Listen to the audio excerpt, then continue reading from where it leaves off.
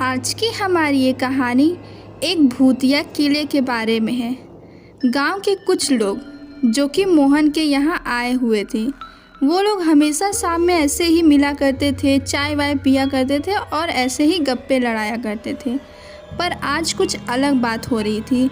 आज बात हो रही थी गांव के ही ठीक लगे हुए एक किले के बारे में। बात हो रही थी कि उस किले के बारे में लोगों में अफवाहें हैं, पर वो अफवाहें नहीं हैं, वो सही बात है। ऐसी बातें करते हुए वो बताते हैं। उनमें से एक जो मोहन है वो बोलता है, तुम लोग को पता है, मैं जब एक बार रात को आ रहा था, मेरी थोड़ी सी देर हो गई थी, तो मैंने वहाँ पे आवाज़ सुनी, एक औरत के हंसने की आवाज़। तभी मोहन की बात सुन के रामू बोलता है, तुमने तो बस हंसने की आवाज़ सुनी है, मैंने तो वहाँ एक औरत की रोने की और उसके नाचने की आवाज़ें भी सुनी हैं। मोहन और रामू की ऐसी बातें सुन के सुदेश बोलता है, मालिक आप लोग ये किस बारे में बात कर रहे हैं? कौन सी औरत, कौन हंस रहा था, कौन रो रहा था?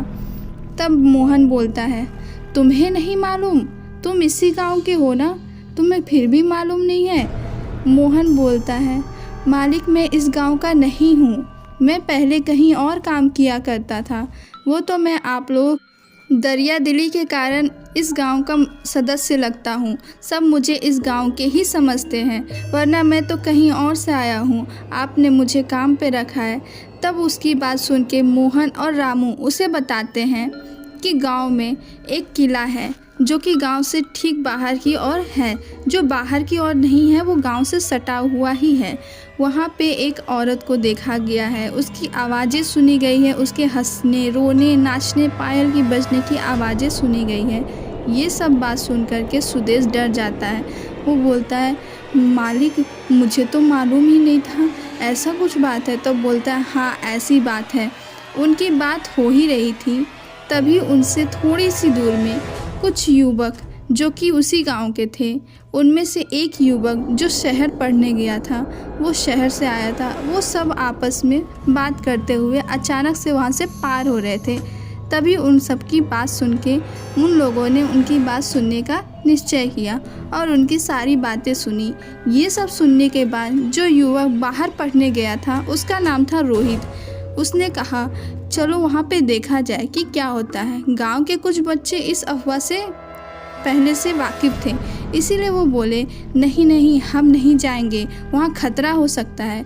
पर जो रोहित था वो बाहर से आया था, उसे इन सब में बहुत दिलचस्पी थी। उसने जैसे तैसे करके अपने गांव के इन दोस्तों को मना लिया कि कुछ देर में हम चलेंगे और देखेंगे कि उस किले के पास आखिर है क्या, आखिर ये अंकल लोग कौन सी बातें कर रहे हैं। ये सब बात सुन कर के सब दोस्तों ने पहले तो ना नुकुर किया, उसके बाद उसके साथ जाने के लिए तैयार हो गए। कुछ ही देर बाद वो लोगों ने बिना किसी को बताए उस किले की ओर जाना शुरू कर दिया। रात के अंधेरे में बिना किसी को कुछ कहे वे लोग उस किले की ओर बढ़ते जा रहे थे। जब वो उस किले के सामने आते हैं तो उन्हें बहुत ही अजीब सी नेगेटिव वाइब महसूस होती है, जिसके कारण वो लोग सोचते हैं कि चलो वापस चलते हैं, दिन के समय में कभी आएंगे, ऐसी रात गए ऐसी जगह पे क्या ही करेंगे। ऐसा सोच करके उन लोगों ने सोचा कि चला जाए।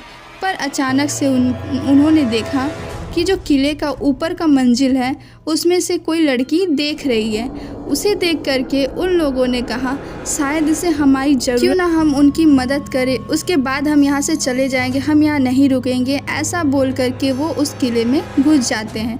जब वो किले के अंदर आते हैं तो उन्हें बहुत ही अजीब सी फीलिंग होती है। ऐसा लगता है जैसे ये बहुत ज़्यादा नेगेटिव वाइब से भरी हुई है और उन्हें बहुत ही अजीब सा लगता है।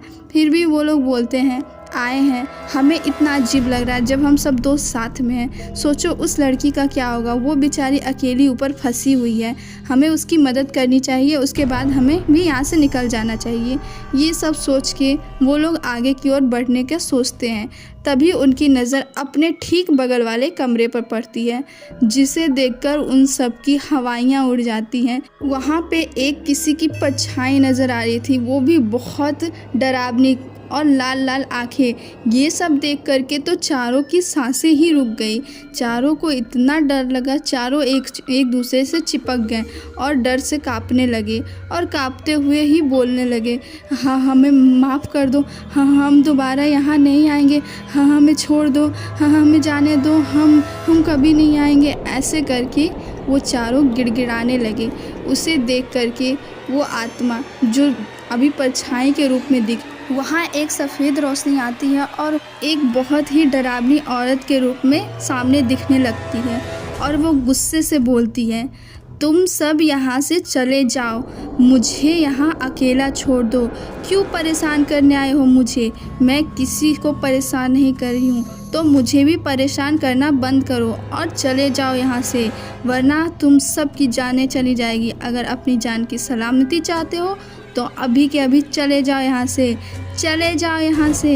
ऐसे चिल्ला करके जब वो बोलती है तब वो सब डर जाते हैं और डर से वहाँ से भाग जाते हैं। भागते भागते वो लोग उसी जगह पे आते हैं जहाँ पे वो सब बुज़ुर्ग लोग आपस में बात कर रहे थे।